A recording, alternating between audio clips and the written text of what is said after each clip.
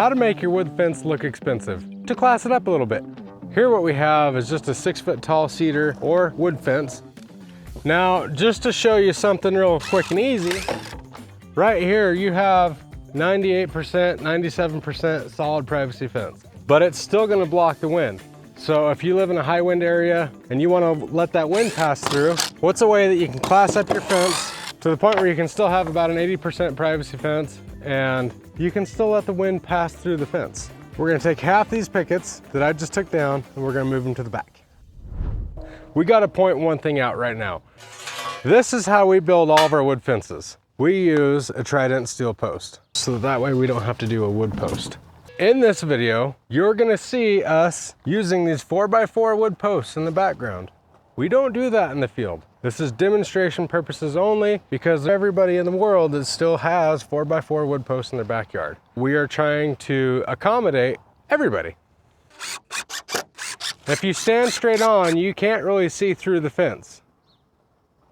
But if you stand at an angle, you can see through the fence. It is a privacy fence, but it's not full privacy. Now, this is probably gonna be about 75 to 80% privacy, just because of what direction you may be looking at the fence at. We call it shadow box or a good neighbor fence. So if you have a good relationship with your neighbor, this is a great solution. If you live in a high windy area, this is a great solution. It's designed to give a little bit more class to your fence, but also serves the purpose of letting the wind pass through the fence line. So that way, maybe your fence isn't gonna blow over. One of the other benefits to a shadow box fence is each person on each side of the fence has the same view. There's not one ugly side, there's not one prettier side. They're both the same. So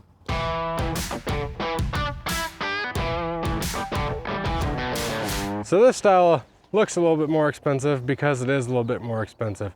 I've set it up for a 4-inch gap between these two bottom pickets, and I'm taking a top board and I'm going over the top of those two pickets, which is resulting in board on board, full privacy wood fence. 100% privacy, you can't see through it. You can't even see any daylight through it. I can see just a little bit right here, and that's only because, again, I don't have it fastened to the middle rail.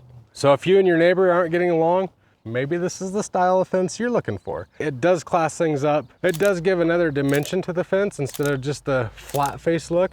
But another thing to point out here, I still use the same amount of material that I had when I had that first original section of wood fence. You can see how many pickets I'm short now. So this style of fence does take more material, therefore it does cost more in product. If it costs more in product, you can guarantee that it's gonna cost more in labor. I already know it does. So another little hack that you can do to almost any style, you can add a trim to any style of fence. We're just gonna attach this to the face. You can do this style of fence with board on board. You can do it with a standard 6-foot privacy fence, just to give it a little bit more dimension. And we don't have to stop there. We can keep going. As we keep going, things tend to get a little bit more expensive. And if you wanted this style and it's already existing, you would have to add a 2x4.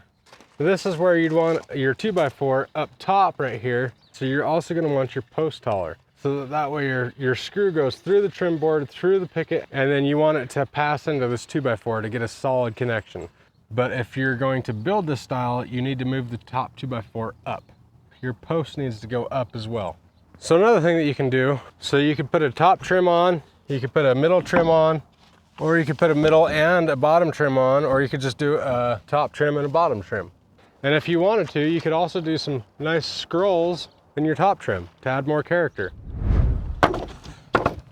Now there's another style of fence that's becoming more and more popular. That's where you're taking that vertical picket and going horizontal. This is trim and capped horizontal cedar, and as you can see right here, we have a vertical stay. That vertical stay is very important in between the two posts, so that way it keeps the pickets from bowing in and out. Now on this, it does have a vertical trim, and that's to hide all the splices where all the pickets come together, just to make everything appealing to the eye. And you can take it one step further, just like we did on the board and board, where you can add a trim board and a top cap. If you wanted to, could you do a board on horizontal cedar? Absolutely. But again, as soon as you start getting into these non-typicals or these custom styles, they do look more expensive, but they are more expensive. They use more material and they use more labor. I'm gonna take this all apart and I'm gonna build it back to just a standard 6-foot privacy fence. And we're gonna show you one more thing that you can do with a standard 6-foot privacy fence. It doesn't require more material, just requires some skill. So here's something that can be used on an old fence or a new build. I put this back together like a lot of the times that I typically see it. The top rail is down lower than it should be. So we have about 10 inches there from top rail to top of picket. We usually look for about 6. So as you can see, the rail is too low, so you can actually start seeing these pickets going which way, you know, of each other. It's not a straight line anymore.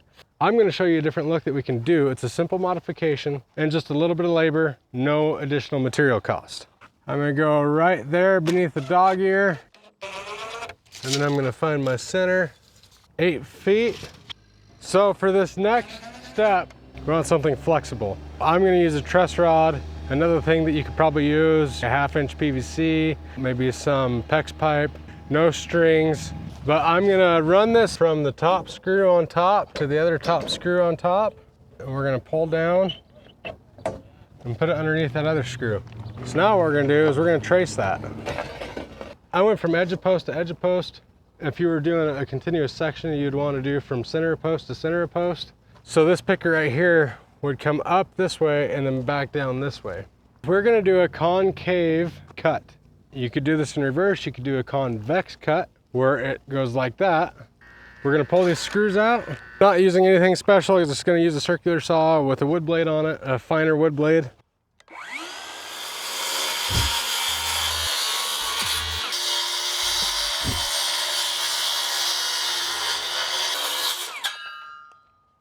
I didn't take any extra money. This is just something that is an alternate option that you can do to an old fence to dress it up just a little bit, give a different look to your fence, and take care of those pesky in and out tops. If you are doing it to an old fence and you want to try to protect that cut as much as possible, try to lay down some painter's tape to keep it from wanting to tear out. Make sure to start with a new blade. Don't start with an old blade because you're going to regret it. You could do this to a shadow box, you could do it to a straight cedar, board on board you could do it, absolutely. It's Dan with SWI. We are Wyoming's Fence Company. We hope you have a good dang day.